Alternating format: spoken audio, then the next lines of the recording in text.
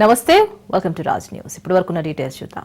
పుష్ప 2 తొక్కిసలాట వివాదంలో hero Allu Arjun arrest episode తో మెగా ఫ్యామిలీలో మొదలైన చిచ్చు చల్లారినట్లు కనిపించినా హరిహర వీరమల్లు సినిమా విషయంలో మళ్లీ కొణిదెల వర్సెస్ అల్లు అన్నట్లు రెండు కుటుంబాల మధ్య మంట మళ్లీ రాచుకుంది. తనయుడి కోసం పవర్ సెంటర్ లో వేలు పెట్టిన అల్లు అరవింద్ కు దానివల్ల ఎలాంటి షాక్ కుడుతుందో తొందరలో అర్థమవుతుంది.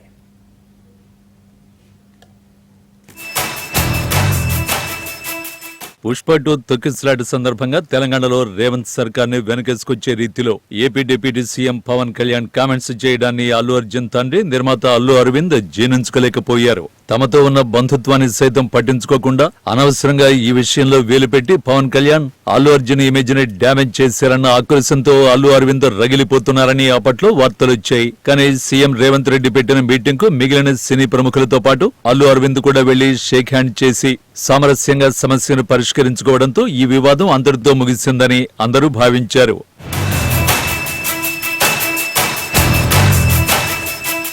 తెలంగాణ సీఎం విషయంలో కాంప్రమైజ్ అయిన అల్లు అరవింద్ బావమరిది పవన్ కళ్యాణ్ పై మాత్రం ప్రతీకారంతో కాలు దువ్వేందుకు తగిన సమయం కోసం వేచి చూశాడని అర్థమైపోతోంది. పవన్ కళ్యాణ్ హీరోగా నటించిన హరిహర వీరమల్లు షూటింగ్ చాలా కాలం వాయిదా పడుతూ వచ్చింది. ఎట్టకేలకు ఈ సినిమా షూటింగ్ పూర్తవడంతో వచ్చే నెల 12వ తేదీన రిలీజ్ చేసేందుకు నిర్మాతలు సన్నాహాలు చేశారు. ఈ సందర్భాన్ని ఆసరాగా తీసుకుని అల్లు అరవింద్ తన ఆటను మొదలు పెట్టాడు. ఎలాగైనా హరిహర వీరమల్లు సినిమాను దెబ్బతీయాలన్న స్కెచ్ తో తెర వెనుక నుంచి అల్లు అరవింద్ పావులు కదిపాడు.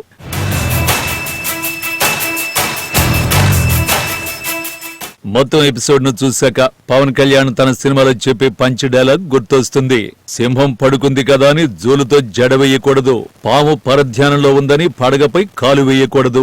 ఇప్పుడు పవన్ కళ్యాణ్ విషయంలో అల్లు అరవింద్ ఈ తప్పులు చేసేశాడు. పవన్ కళ్యాణ్ పాలిటిక్స్ లో బిజీగా ఉండడంతో పరధ్యానంలో ఉన్నారనుకుని అల్లు అరవింద్ తప్పులు కాలేశాడు. తెర వెనుక కథ నడిపి తన సన్నిహితులైన దిల్ రాజు, దగ్గుబాటి సురేష్, మైత్రి మూవీ మేకర్స్ నిర్మాతలతో కుమ్మక్కై పవర్ స్టార్ హీరోగా నటించిన హరిహర వీరమల్లు సినిమాకు ఆటంకాలు సృష్టించేందుకు ప్లాన్ చేశాడు.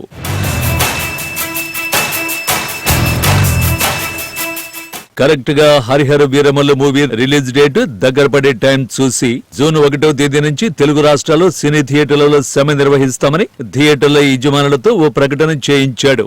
ఈ సమ్మె ప్రకటించిన తేదీని గమనిస్తే హరిహర వీరమల్లు సినిమా రిలీజ్ పై ప్రభావం చూపాలన్న ఆలోచన ఉన్నట్లు వెంటనే అర్థమైపోతుంది. ఈ కుట్రను పసిగట్టిన పవన్ కళ్యాణ్ వెంటనే అలర్ట్ అయ్యారు. జనసేన నేత, ఏపీ సినిమాటోగ్రఫీ మంత్రి కందుల దుర్గేష్ ద్వారా ఈ కుట్ర కోణాన్ని బహిర్గతం చేశారు. హరిహర వీరమల్లు సినిమాను ఆపేందుకు ఈ నలుగురు దుష్ట చతుష్టయాలు చేస్తున్న కుట్రను మంత్రి దుర్గేష్ ప్రస్తావించడంతో పాటు ఈ వ్యవహారాన్ని కేంద్ర హోంశాఖ దృష్టికి తీసుకువెళ్లామని గట్టి వార్నింగ్ ఇచ్చారు. దీంతో అల్లు బ్యాచ్ వణికిపోయింది. దెబ్బగా అంతా దారులకొచ్చేశారు.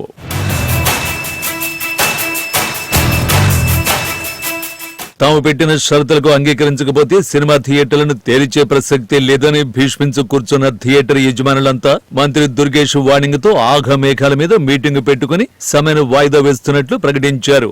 అల్లు అరవింద్ మాట వింటే మొదటికే మోసం వస్తుందని వాళ్ళకి అర్థమైనట్లుంది. దీంతో హరిహర వీరమల్లు మూవీ రిలీజ్ కు మార్గం సుగమమైంది. ఈ సినిమాకు లైన్ క్లియర్ అవడం ఒక ఎత్తు అయితే అల్లు అరవింద్ కు పవన్ కళ్యాణ్ పర్సనల్ గా సినిమా చూపించేందుకు ఈ రోజు ముహూర్తం ఖరారైందని జనసేన వర్గాలు చెబుతున్నాయి.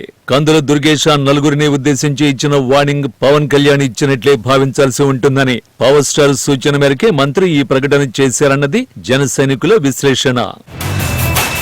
సూర్యాపేట జిల్లా కోదాడ రాజీవ్ లిఫ్ట్ ఇరిగేషన్ పనులను మంత్రి ఉత్తమ్ కుమార్ రెడ్డి పరిశీలించారు. 54 కోట్లతో చేపట్టిన లిఫ్ట్ ఇరిగేషన్ పనులకు రాజకీయాలకు అతీతంగా అందరూ సహకరించాలని అన్నారు. 5,000 ఎకరాలకు నీరు అందించేందుకు ఈ ప్రాజెక్టు ఎంతో అద్భుతమైనదని అన్నారు. గతంలో రాజశేఖర్ రెడ్డి సీఎంగా ఉన్న సమయంలో నిర్మాణం చేసిన ప్రాజెక్టులు రైతులకు ఎంతో ఉపయోగపడుతున్నాయని అన్నారు.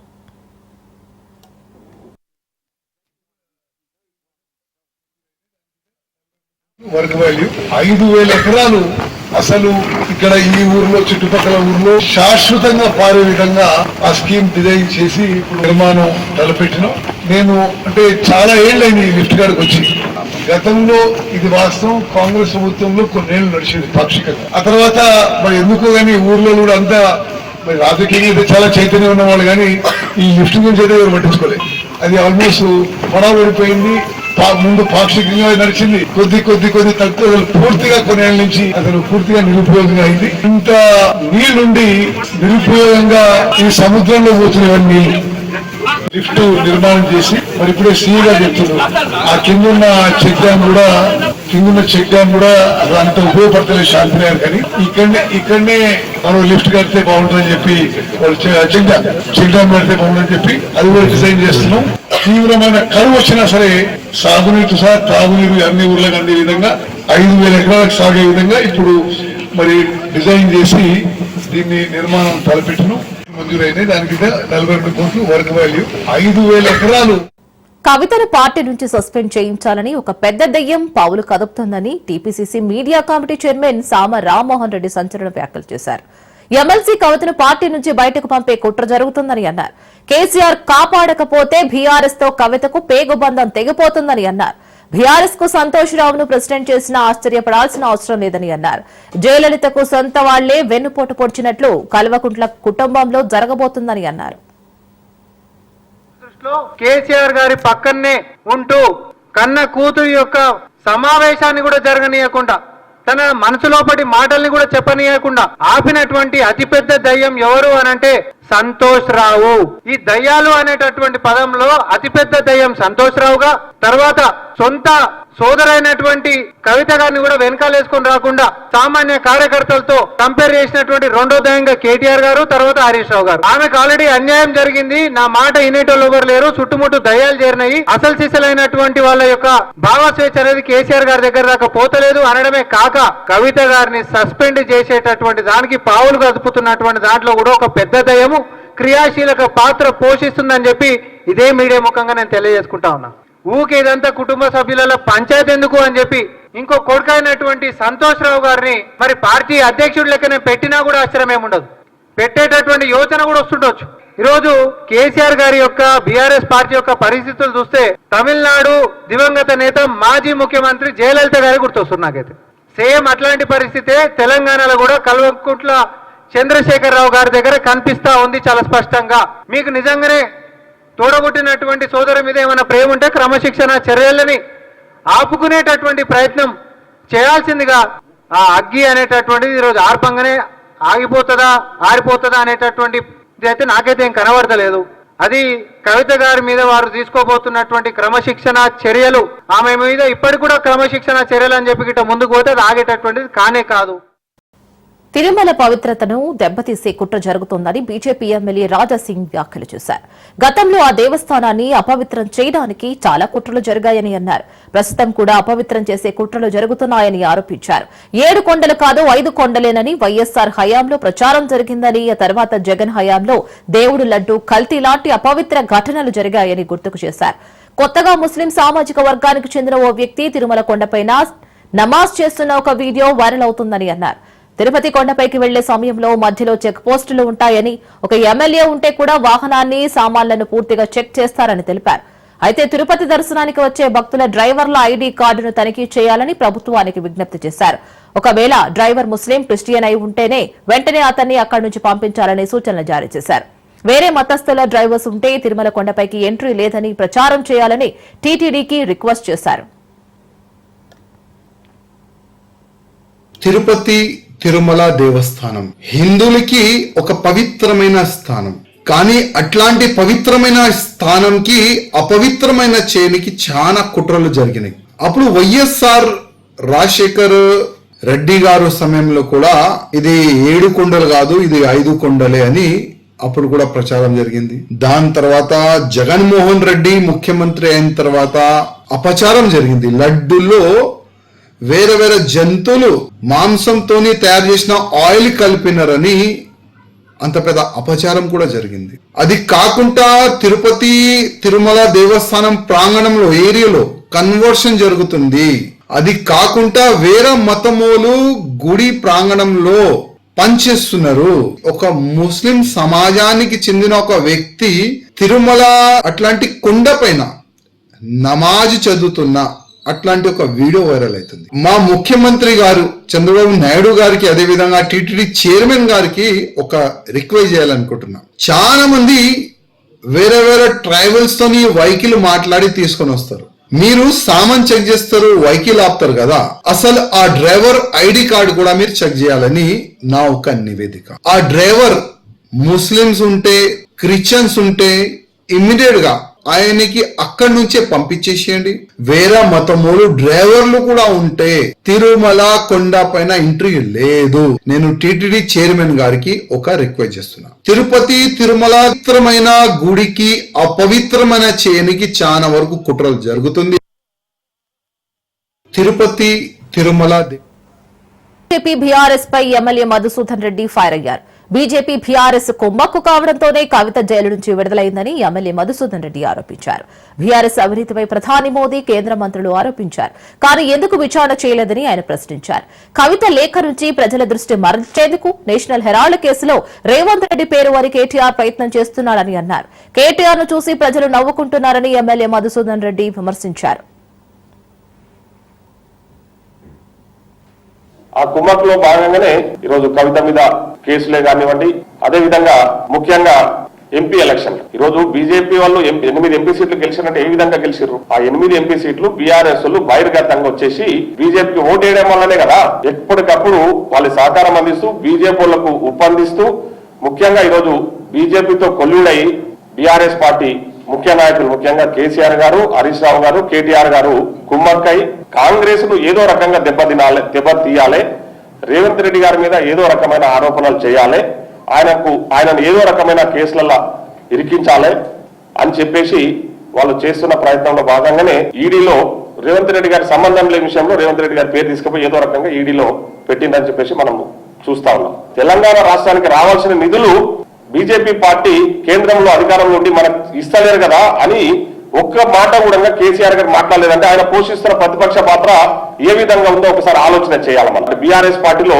దయ్యాలు, కొరివి దయ్యాలు, ఇంకేదో కొన్ని వర్డ్స్ వాడినరు, దయ్యాలు ఉన్నాయి, తర్వాత కోవట్లు ఉన్నారు, అవి మీరు తెలుసుకోవాలి కదా.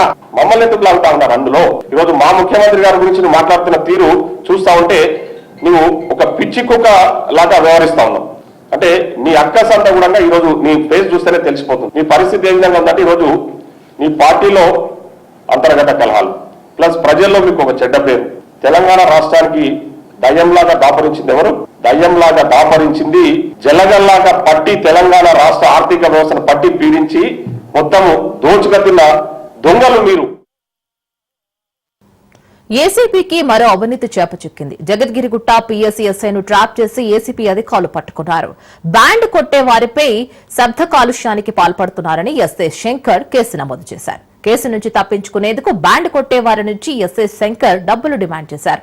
ఎస్ఐ వేధింపులు తాళలేక బాధితుడు ఏసీబీని ఆశ్రయించాడు. 15,000 లంచం తీసుకుంటూ ఉండగా ఎస్ఐ శంకర్ ఏసీబీకి రెడ్ హ్యాండెడ్ గా చిక్కాడు.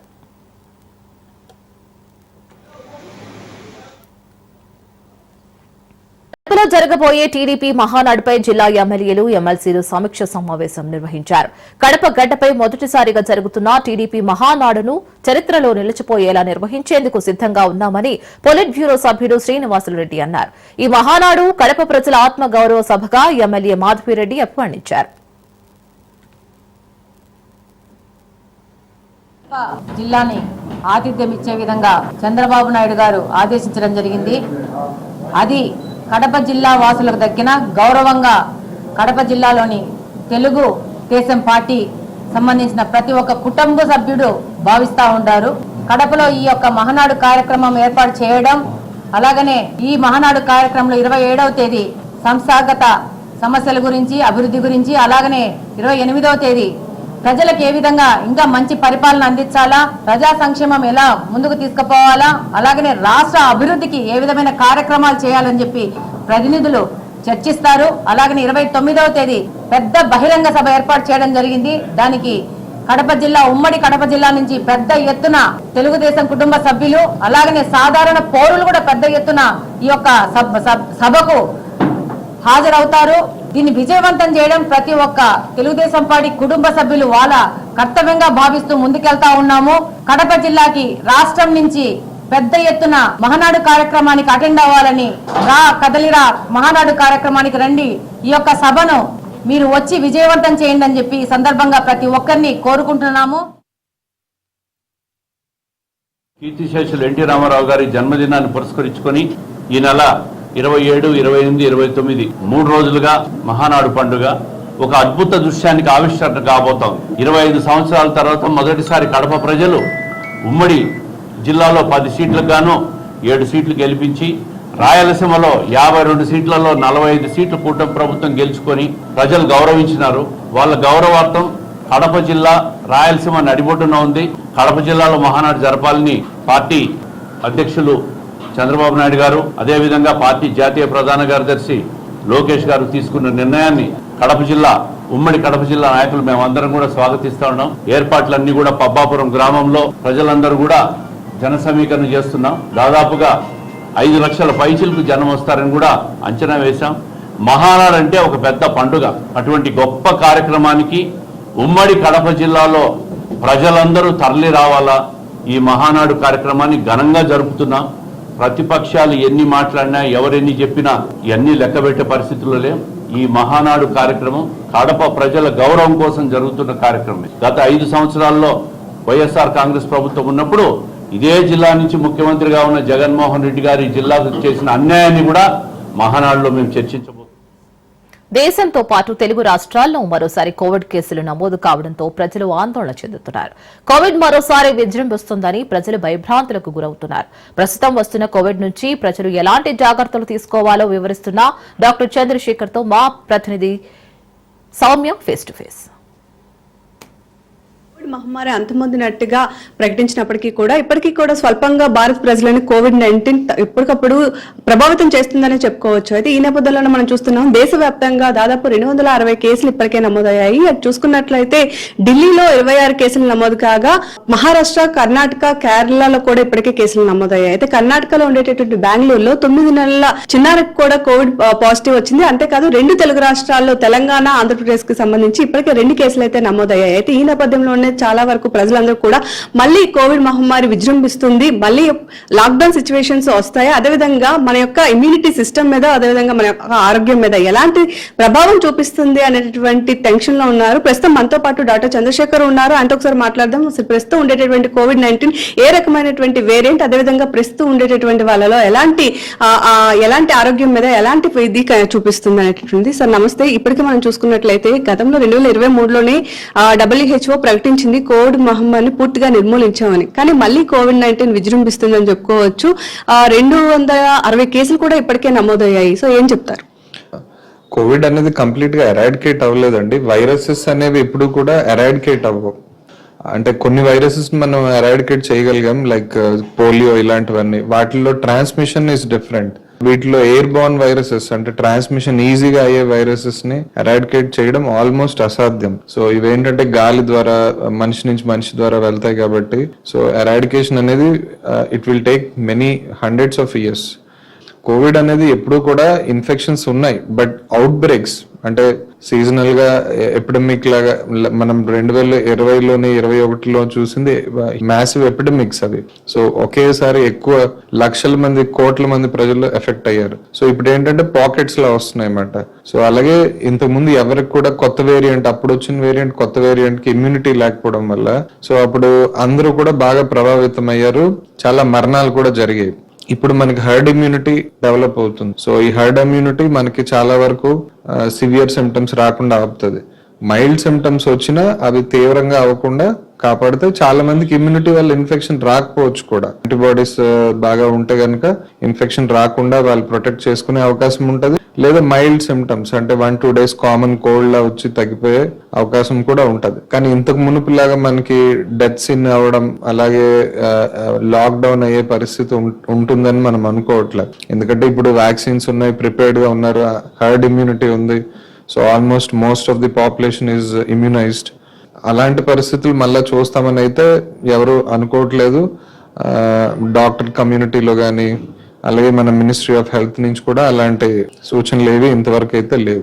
డాక్టర్, గతంలో మనం కోవిడ్-1, కోవిడ్-2 ఫేసెస్ చూసాము. అయితే కోవిడ్-1, కోవిడ్-2 ఫేసెస్ లానే ఇప్పుడు కూడా ఉంటుంది. అంటే సిమ్టమ్స్ లేదా లక్షణాలు యాజ్ యూజువల్ గా ఉంటాయో, వేరియేషన్ ఏమైనా ఉంటుందా? సిమ్టమ్స్ అనేవి సిమిలర్ గానే ఉంటాయండి. సాధారణమైన దగ్గు, జలుబు, ఒళ్ళు నొప్పులు జ్వరంతో మొదలవుతాయి ఫస్ట్ 3 రోజులు.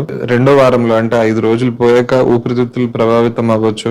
లంగ్స్ లో ఇన్ఫిల్ట్రేట్స్ పెరగడం వల్ల పేషెంట్స్ కి అప్పుడు ఆయాసం, దగ్గు ఎక్కువడం, ఛాతిలో భారంగా ఉండడం ఇలాంటి లక్షణాలన్నీ పెరగవచ్చు. సో అడ్మిషన్స్ అన్ని కూడా రెండో వారంలోనే జరుగుతాయి. సో మైల్డ్ సిమ్టమ్స్ ఉన్నప్పుడు అందరూ కూడా ఇంటి దగ్గర ట్రీట్మెంట్ తో ఇచ్చేసుకుంటారు. ఎప్పుడైతే ఆయాసం స్టార్ట్ అవుతుందో, SpO2 డ్రాప్ అవుతుందో అప్పటికే హాస్పిటల్స్ రావడం స్టార్ట్ చేస్తారు. సో అలాంటి అంటే మనం 2021లో చూసినంత తీవ్రంగా ఇప్పుడు డిసీజ్ ఉంటుందని అనుకోవట్లేదు. అలాగే ఇది కోవిడ్ వైరస్ అనేది ఇంతకుముందు వైరసే, బట్ దానిలో స్ట్రెయిన్స్ అంటే JN1 వేరియంట్ అనేది ఇప్పుడు హాంకాంగ్ వేరియంట్ ఇలాంటి వేరియంట్స్ తో ఇప్పుడు ఎక్కువ కేసెస్ వస్తున్నాయి.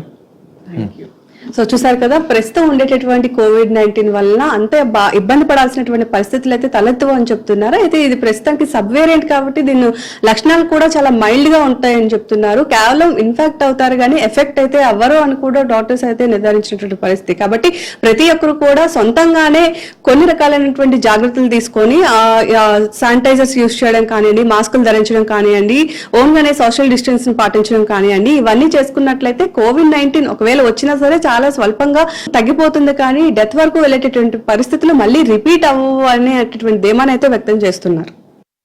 పెద్దపల్లి జిల్లా గోదావరి ఖనిలో పురాతన భవనం కూల్చివేశారు అధికారులు. అయితే భవనం కూల్చి వేయగానే ఒక్కసారిగా జేసీబీపై పడింది. జేసీబీ డ్రైవర్ కు గాయాలు కావడంతో ఆసుపత్రికి తరలించారు.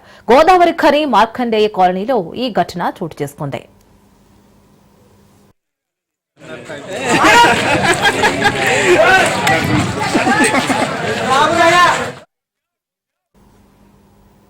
భద్రాద్రి కొత్తగూడెం జిల్లాలో రామన్నగూడెంలో గ్రామస్తులు అధికారులను నిర్బంధించారు. సీతారామ కెనాల్ భూసేకరణ కోసం వచ్చిన అధికారులను గ్రామస్తులు అడ్డుకున్నారు. గతంలో వెంకమ్మ చెరువు కాల్వ కోసం తీసుకున్న భూముల పరిహారం ఇవ్వలేదని గ్రామస్తులు ఆరోపించారు. కలెక్టర్లకు ఎన్నిసార్లు మొరపెట్టుకున్నా నష్టపరిహారం ఇవ్వలేదని గ్రామస్తులు ఆవేదన వ్యక్తం చేశారు. సీతారామ కెనాల్ భూసేకరణకు వచ్చిన అధికారులను గ్రామస్తులు నిర్బంధించారు. వెంకమ్మ చెరువు వరద కాల్వ పరిహారం ఇచ్చి ఆదివాసీలకు ఇందిరమ్మ ఇళ్లు మంజూరు చేయాలని డిమాండ్ చేశారు. కలెక్టర్ తమ సమస్యలను పరిష్కరించాలని, అప్పటి వరకు సీతారామ భూసేకరణ జరగనివ్వమని అన్నారు. కలెక్టర్ దృష్టికి సమస్యలను తీసుకువెళ్లి పరిష్కరిస్తామని పోలీసులు అధికారులు సూచించడంతో గిరిజనులు శాంతించారు. బాపట్ల జిల్లా పర్చూరులో మంత్రులు పర్యటించారు. గిట్టుబాటు ధర లేక రైతుల వద్ద పేరుకుపోయిన పొగాకు నిల్వలను మంత్రులు అచ్చెన్నాయుడు, రవికుమార్, ఎమ్మెల్యే సాంబశివరావులు పరిశీలించారు. టొబాకో కంపెనీల ప్రతినిధులు గ్రామాల్లో సమావేశాలు పెట్టి పొగాకు పంట వేయాలని చెప్పడంతో బాపట్ల జిల్లాలో ఎక్కువగా పొగాకు పంట వేశామని రైతులు తెలిపారు. ఇప్పుడు కంపెనీలు కొనడం నిలిపివేయడంతో ప్రభుత్వమే కొనుగోలు చేయాలని రైతులు ఆవేదన వ్యక్తం చేశారు. కూటమి ప్రభుత్వం పొగాకు రైతులను ఆదుకునేందుకు చిత్తశుద్దితో ఉందని అచ్చెన్నాయుడు తెలిపారు. కంపెనీలతో చర్చించి రైతుల వద్ద నిల్వ ఉన్న పొగాకును కొనుగోలు చేసేలా చర్యలు చేపడతామని మంత్రి అచ్చెన్నాయుడు హామీ ఇచ్చారు.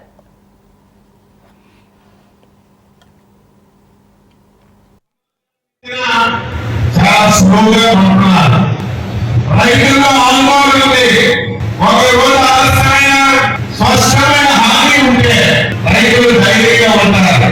కానీ కంపెనీలో ఊరు లేదు, పనులు లేదు, ఫోన్లు చేసే రెస్పాన్స్ లేదు. మా పొగాకు కొట్టాలా లేదా? ఇందులో ఎవరైతే పేద రైతులు ఉన్నారు ఇప్పటికే 2,000కి 3,000కి అమ్ముకొని చాలా వరకు నష్టపోయారు. కాబట్టి ఇటువంటి పరిస్థితిలో ప్రభుత్వం, కంపెనీలు కలిసి రైతాంగానికి ఆదుకోవాల్సినటువంటి గురుతరమైన బాధ్యత మనందరి పైన ఉంది. కంపెనీలు కూడా కోరుతున్నారు, ఆదాయం వచ్చినప్పుడు ఆనందపడలే కాదు, బాధ వచ్చినప్పుడు కూడా పాల్పంచుకోవాలి. మీరు కూడా రైతు బాగుండాలి. అలాగని చెప్పి కంపెనీ లేకపోతే మనం పండించినా సరే దానివల్ల మనకి ఫలితాలు రావు. కంపెనీ బాగుండాలి, రైతులు బాగుండాలి, రైతుకి మంచి ధర రావాలనే ప్రభుత్వం యొక్క ఉద్దేశం. రేపు పిల్లలు ఖచ్చితంగా మేము కూడా పొగాకు రైతులు కూడా ముందుకు వచ్చి కొనుగోలు చేయాల్సిన అవసరం ఉంది. రైతుల దగ్గర ఏదైతే ఉందో పూర్తి జీవనాలు రైతు కూడా అంతా కూడా అవసరం అనేది కూడా చెప్తాను. ఏదైతే మేము చెప్పాము రైతుల దగ్గర పెట్టుకోవాలంటే ఒక 6 నెలలు 8 నెలలు 5 నెలలు కట్టలే కావాలి. అదే మీరు కొనాలనుకో, మీరు కొనేసి దాన్ని ప్రాసెస్ చేసి జాగ్రత్తగా నిలబడతారు. మార్కెట్లో మళ్ళీ రేపు చూసుకున్నప్పుడు మార్కెట్లో అవకాశం ఇచ్చినప్పుడు అన్నీ అన్నారు. మళ్ళీ పరిస్థితి ఏదైతే ఉందో మందిగా చెప్పారు. 10 రూపాయలు కానీ 15 రూపాయలు కానీ 150 నుంచి 200 కోట్ల రూపాయలు కాదు. అది ప్రభుత్వం కూడా కట్టడానికి సిద్ధము. అందుకని మీరు కూడా ప్రతిదీ కూడా లాభదారిగా ఆలోచించకుండా 5-6 సంవత్సరాలు ఒకసారి ఇబ్బంది జరిగినప్పుడు మీరు కూడా ముందు రావాలి. మీకు నష్టం వచ్చేది. భూపాలపల్లి జిల్లా కాళేశ్వరం సరస్వతి పుష్కరాలకు భక్తులు భారీగా తరలివస్తున్నారు.